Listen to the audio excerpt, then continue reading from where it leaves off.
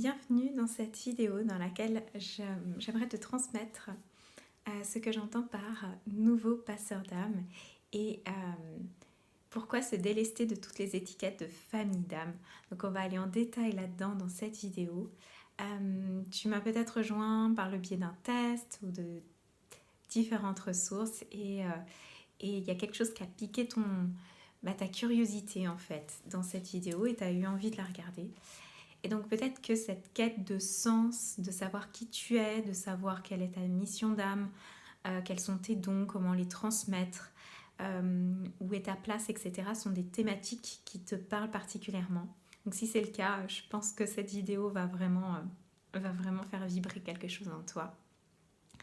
Si tu as envie de recevoir au-delà des mots, au-delà du côté mental, mais vraiment dans toute la puissance énergétique qui est disponible pour toi et qui est au meilleur pour toi-même, dis oui.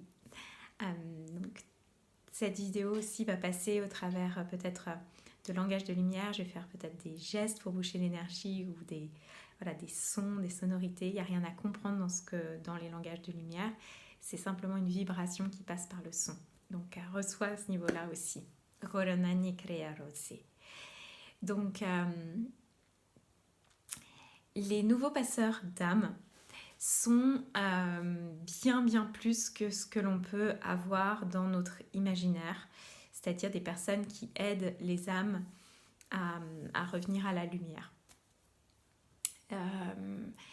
En fait, un passeur d'âme, c'est dans son essence quelqu'un qui accompagne des moments de transition, tout simplement, des moments charnières. Et des moments de transition, il y a une véritable transformation intérieure. Donc chez les passeurs d'âme, on peut retrouver vraiment des personnes qui œuvrent pour aider une personne à transitionner, à aider une énergie à transitionner, une âme à transitionner, etc. Donc tous les métiers de l'accompagnement sont idéaux évidemment pour les passeurs d'âme. Et en fait, les nouveaux passeurs d'âme, ce sont des personnes qui sont amenées à eux-mêmes se délester de toutes les couches qui ne sont pas de l'ordre de leur pure essence et aider l'autre à transitionner dans ces dépouillements, des conditionnements, des blessures, des peurs, tout ce qui ne fait pas partie de notre essence. Donc les nouveaux passeurs d'âme, ils sont multiples évidemment. Ils ont une multitude de talents, une multitude d'atouts et on peut les retrouver partout, dans toutes les professions, dans tous les milieux. Il n'y a pas de cloisonnement en fait. Et ce qui peut faire qu'on se rattache du coup à une famille d'âme, c'est ce besoin d'identité. Et c'est quelque chose qui anime en fait le passeur, cet archétype du passeur dans lequel tu peux te reconnaître, parce qu'en fait, on a pu croire que pour être en sécurité, pour savoir où on en allait, pour trouver notre place, on avait besoin en fait de plus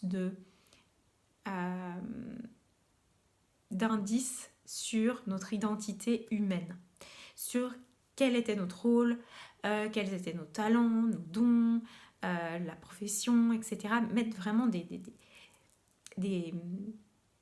appellations nommées.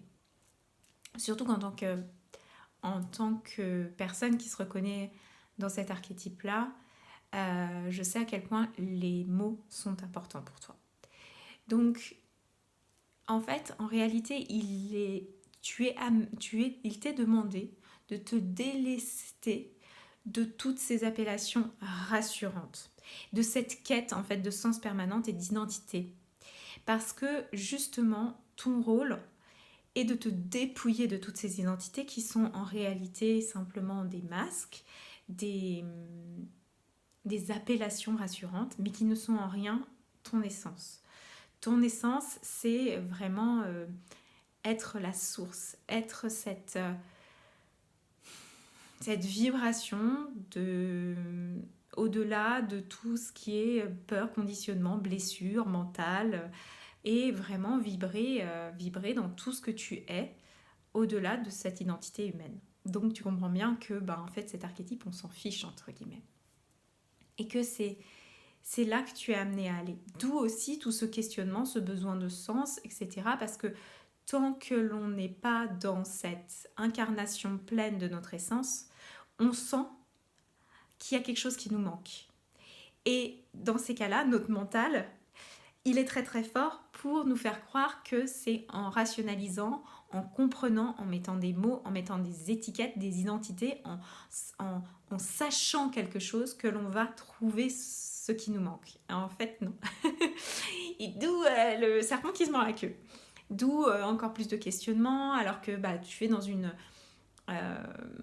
vraiment cette recherche de spiritualité, de te mettre au service d'eux, etc. Et en fait, tu te rends compte qu'il y a quelque chose qui grippe, qui bloque ou qui te freine.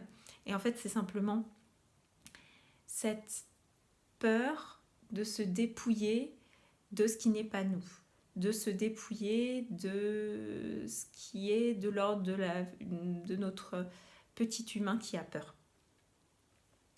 Donc, en tant que personne qui se reconnaît sûrement dans l'archétype de ce nouveau passeur, tu vas avoir des talents qui sont quand même, on va les nommer, percevoir tout ce qui est dissonance, justement pour pouvoir revenir à cette essence.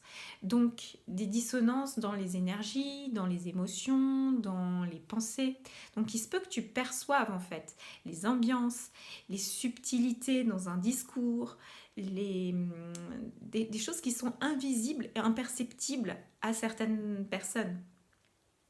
Justement pour que tu puisses en fait voir là où il y a mensonge de l'ego, où il y a mensonge du mental qui veut se rattacher à quelque chose de tangible. Et surtout qu'en tant que passeur,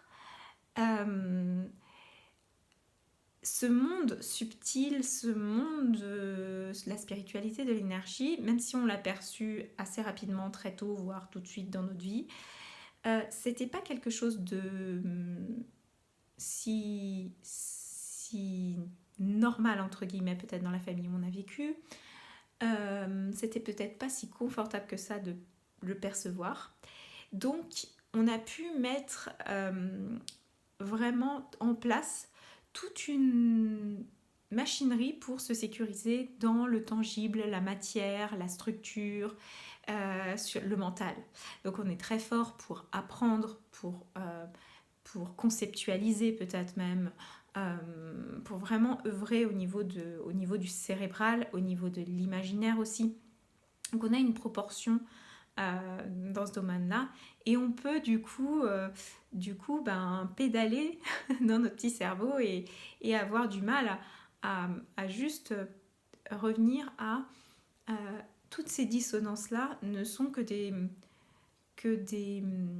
perceptions que j'ai pour pouvoir aider l'autre ou m'aider moi à me délester du mental envahissant, des peurs, des blessures, etc.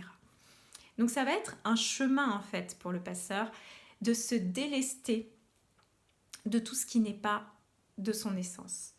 Donc quand je dis se délester, ça va être aussi d'accepter de reconnecter avec le monde du corps, avec le monde des émotions, surtout si tu t'en es coupé à un moment de ta vie, ou si tu es envahi par trop d'émotions, par cette hyper émotionnalité, etc. Parce qu'en fait, en revenant au monde au corps et en acceptant aussi de se laisser traverser par ces émotions et de se délester de tout ce qui est de l'ordre du petit ou du grand trauma, eh bien, on va pouvoir aller de plus en plus dans l'incarnation de notre essence, à être de plus en plus notre essence, libre de tout le fatras de la survie, de tout ce qui n'est pas en fait la source. Donc Tu vas me dire, oui, mais ok, c'est bien beau tout ça, mais je crois que j'ai déjà pas mal œuvré.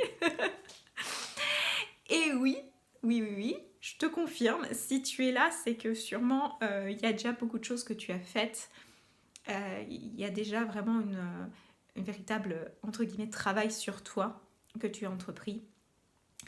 Et c'est vraiment en fait ce de toute façon, la vie t'y a amené, j'ai envie de dire, même si à un moment, tu as essayé de résister, quoi que ce soit, la vie t'y a amené. Donc, tu es prête. Tu es prête à rassembler toutes ces parts de toi, à ne faire plus qu'un entre spiritualité et matière qui, pour x, y raison, ont pu être séparées dans ta vie. Donc, à faire un entre avec les énergies et ton corps, à faire un avec tout ce qui est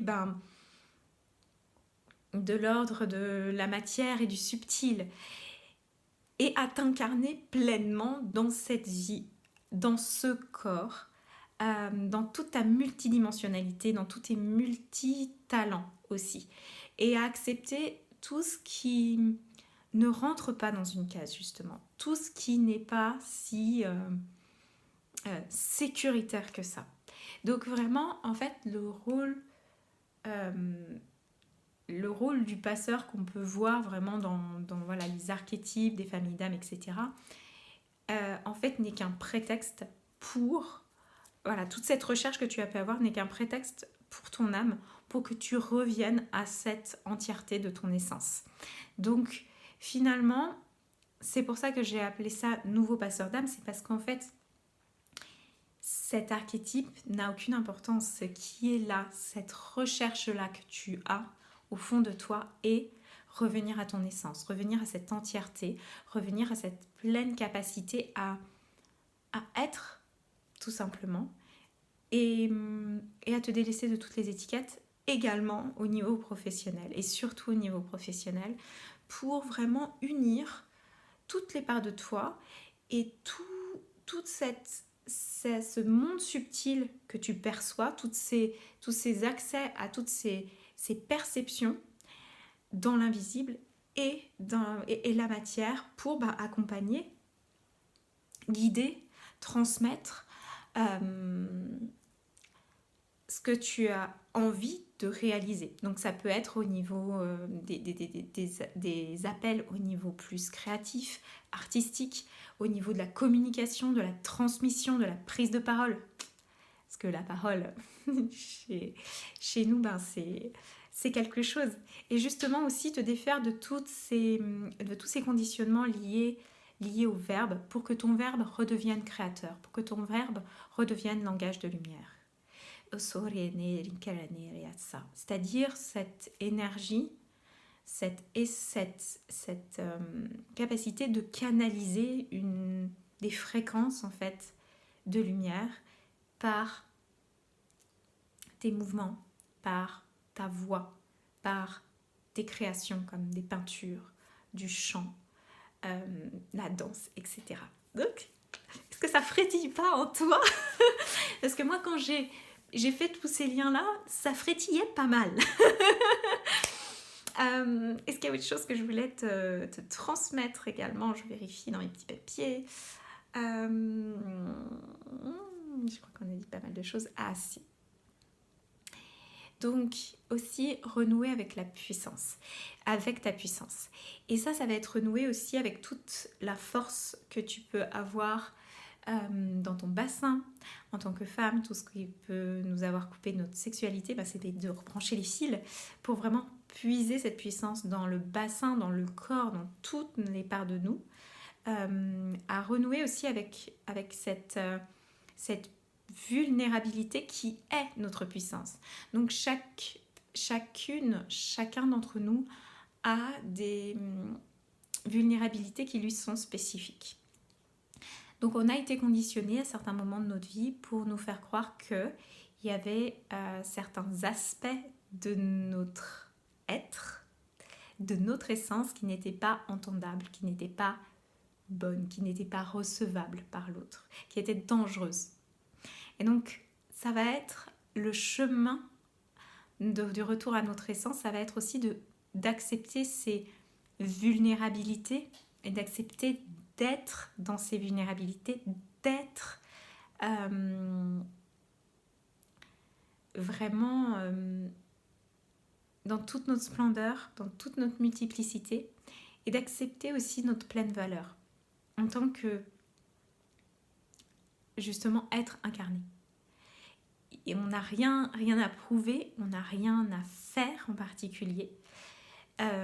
Cet appel de l'âme, c'est vraiment un appel à être et à remettre l'être au cœur de tout ce que l'on fait. Et c'est ça qui ouvre les portes, en fait, qui ouvre les portes de la prospérité, du sens, du fun, de la joie, de la fluidité, de tout ce que l'on recherche, en fait, lorsque on va vers notre mission d'âme, lorsqu'on a envie de transmettre, lorsqu'on a envie de contribuer.